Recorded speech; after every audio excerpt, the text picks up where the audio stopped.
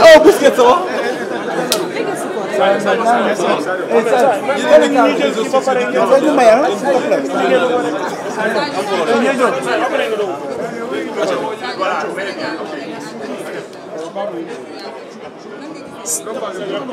Je pense que c'était pas notre meilleur match, mais l'essentiel c'est les 3 points. Je pense que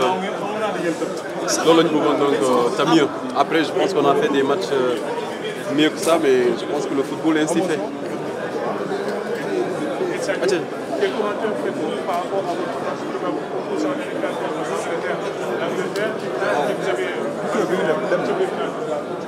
Ouais, je pense que ça va être un bon match. Je pense que c'est ce que vous voulez tous, avoir des grandes nations. Je pense qu'on a encore 2 mois, donc on va essayer d'aller en club, surtout préparer ces genres de matchs, et je pense qu'on va essayer de tout faire, surtout gagner, parce que les matchs c'est à gagner. Donc,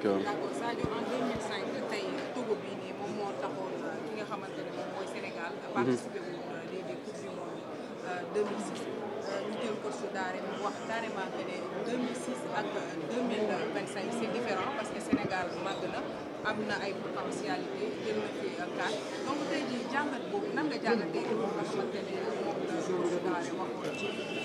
Je pense que heureusement tu as bien répondu à ma question. Sénégal màgg na, je pense que ça veut tout dire. Après, je pense que 2005 et maintenant, je pense que ça fait combien d'années? Ouais, 20 ans, je pense qu'il y a une différence. Donc, je pense qu'aujourd'hui, on a progressé sur tous les plans, donc tant mieux pour nous. Après, je pense que Togo reste le Togo, même si, en tout cas, ils essaient tout le temps de nous causer des problèmes. D'ailleurs, quand on a joué contre chez eux, ça n'a pas été facile. Mais de toute façon, on s'attendait à ce genre de match. L'essentiel aujourd'hui, c'est de gagner ce match et on l'a fait, même si ce n'était pas un top match. Le football est ainsi fait. Bon, il y a une critique. Ça va?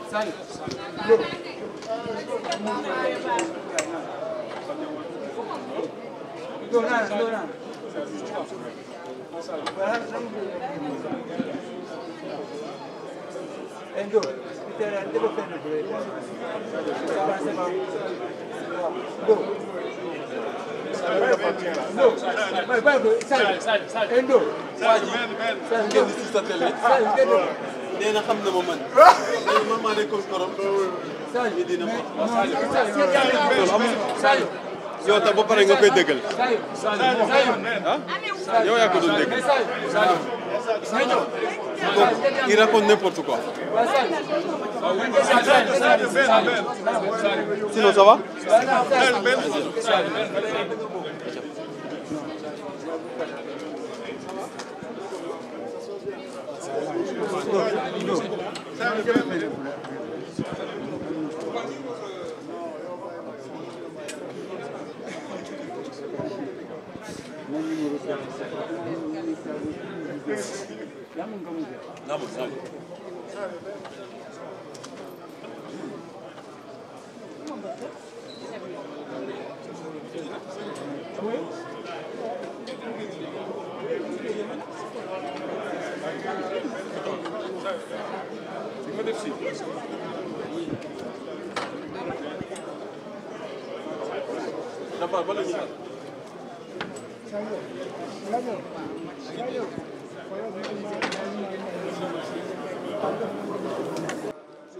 Bon, équipe, je dirais que c'est vrai que beneen visage la ñu wane tey joué ñu football boo xamante ne loolu la public bi bëgg, mais objectif bi mooy 3 points et voilà alhamdulilah gagné nañ ñi ñoo ngi 2e place et voilà objectif lu ñu bëggoon mooy nekk première place yi fin journée bi, mais malheureusement ñoo ngi ci 2e place yi. On va se contenter sur ça et préparer les 4 prochains matchs à venir.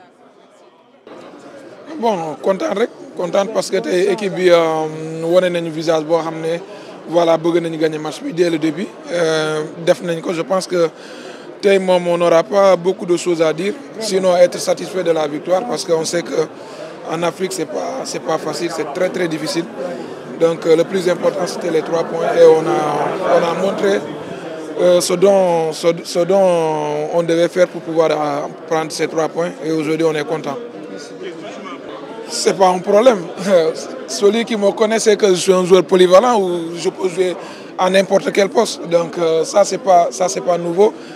Et pour moi c'est une chance parce que c'est pas donné à tout le monde de pouvoir jouer sur plusieurs postes. Donc ici tout le monde sait que j'ai les capacités de jouer sur plusieurs postes. Et voilà, le plus important c'est pas à gauche ou à droite, au milieu, en attaque. Moi le plus important c'est de répondre présent et de mouiller le maillot et donner plaisir au peuple sénégalais. Merci beaucoup. Merci. Non, waxoon naa leen que depuis le début ni leen championnat la le plus important c'est de ne pas perdre. Def nañu match nul contre Soudan, gis nañu ñu bëre paniqué nañu, mais le plus important aujourd'hui moo di gagné nañu et on se recolle encore à un point et je crois que c'est à la fin du bal qu'on paye les matchs. On retient les 3 points, l'état d'esprit, les nouveaux joueurs qui sont arrivés. Je pense que c'est ça le plus important. On voulait recoller au classement. On savait que ça allait être un match difficile, mais il y avait beaucoup de pression autour de ce match-là. Peut-être qu'il n'y a pas eu la manière dont les gens voulaient, mais le plus important, c'était prendre les 3 points aujourd'hui parce que voilà, on voulait rattraper au moins les équipes qui sont devant nous et maintenant on sait qu'on est capable de leur passer devant, Inch'Allah. Non, la perfection n'existe pas. Vous savez, c'est difficile d'avoir des matchs parfaits. C'est très difficile, surtout qu'aujourd'hui, il y avait beaucoup de pression. Beaucoup de pression autour de nous. Je pense que si on ne gagnait pas ce match, ça allait être vraiment difficile de se qualifier. On l'a fait. Le Sénégal était dos au mur et comme je vous l'ai toujours dit, quand le Sénégal est dos au mur, il arrive à toujours s'en sortir. Aujourd'hui, on l'a montré. Maintenant, on va continuer à travailler pour pouvoir jouer mieux et gagner les matchs. Mais vous savez, avoir un beau jeu et ne pas gagner les matchs, ça ne sert à rien. On veut vraiment avoir des résultats dans un premier temps. Et par la suite, on essaiera de faire du beau jeu, mais on veut des résultats, on veut les 3 points. On avait absolument besoin des 3 points ce soir et on l'a fait, alhamdoulilah. Très positif. Je suis très content pour eux, ils le méritent. Ils ont montré beaucoup de bonnes choses à l'entraînement, ils ont montré beaucoup de bonnes choses sur ces matchs. Ilay a fait une très bonne première mi-temps. Hassan a fait un très bon match, je suis très content pour lui. C'est de bon augure pour le futur. Antoine a encore montré de bonnes choses défensivement, c'est très bien. On sait que l'avenir du Sénégal est joyeux et j'espère, Inch'Allah, qu'on arrivera à les intégrer le plus rapidement possible, à les faire comprendre ce qu'est le football en Afrique parce que c'est très différent du football en Europe. C'est d'aller chercher les 12 points. On sait que ça va être difficile, mais on sait qu'on est capable de le faire.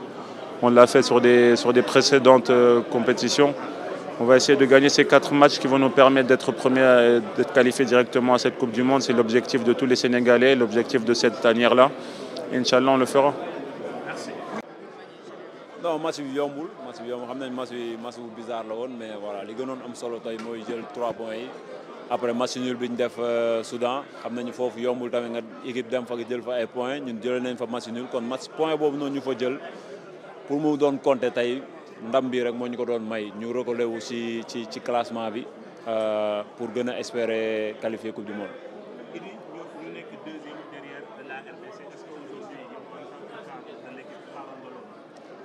Non, boo gisee à chaque fois bu ñuy dem qualification day metti xam nañ dara yombul ndax équipe yëpp a bëgg a qualifier Coupe du Monde waaw ñun tamit ñooy reyante xam ne li ci gën a am solo mooy fin bi kuy nekk premier affaire bi marathon la waaw xëy na tey ñoom ñoo nekk ci kanam tey ñun recollé wu nañ mais dañ leen di football dañ leen di recevoir Sénégal ñun de def li ci war pour gagner match yooyu. Bon man li ma gën a marqué ci Taner bi mooy la simplicité des grands. L'humanisme des grands. Et aussi, c'est pas moi qui allais vers eux, mais c'est eux qui venaient vers moi. Donc, ce qui veut dire que c'est des êtres humains tout d'abord. Donc, hormis l'image footballistiquement, mais humainement parlant, moi j'ai appris d'eux. J'ai appris quoi là, que l'homme dans ce adunabi, tu dois être humble. Et c'est ce que j'ai appris d'eux. Appréciation, moi, le plus important, c'était les 3 points. Et on aussi recoller les gens, l'équipe qui était en haut, nous lancer un peu la compétition, mais course à la première place. Donc je pense que c'était le discours qu'on avait tenu dans les vestiaires. Le plus important, malgré nous, qu'on joue bien, qu'on joue mal, l'essentiel c'est de gagner et recoller les gens qui sont en haut. Man, je pense que sama sélection, il faut gagner un genre de motivation supplémentaire.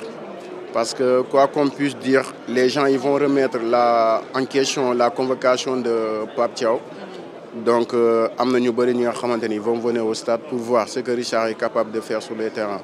Donc, non pas pour Man, non pas pour AS Douanes aussi, mais je vais aussi faire mon possible pour montrer aux gens que voilà, Pape Thiaw, choisir ni parce que voilà, j'étais beau, voilà, j'étais vilain. Voilà, il m'a choisi parce que voilà, je faisais des performances sur le terrain. Je pense que dama war a gën a yokk liggéey bi gën a yokk simplicité bi et li may ñaan yàlla aussi humilité bi tamit ñëw.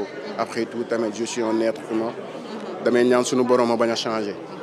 Ok, merci. Ouais, c'est parce que nekkoo match facile je peux dire parce que dañoo jógee ci défaite il fallait que ñu gagnions coûte que coûte donc pour nekk première place donc.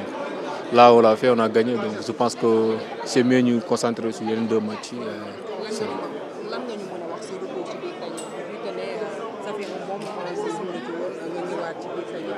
Ouais, je suis content aussi d'être ici pour aider l'équipe, même si je n'ai pas joué, mais c'est le groupe qui compte, quoi, parce que tout le monde peut jouer.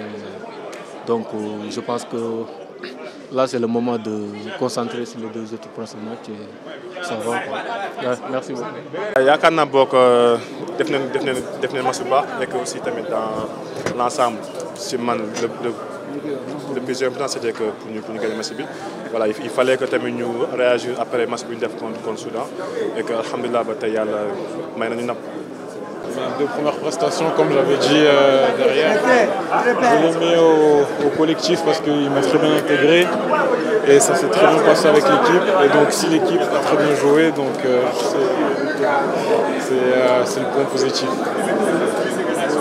L'intégration était sublime. On a senti une famille directement quand je suis arrivé ici pour mes premiers pas au Sénégal. Et donc rien de mieux, quoi. C'est ça, merci à vous.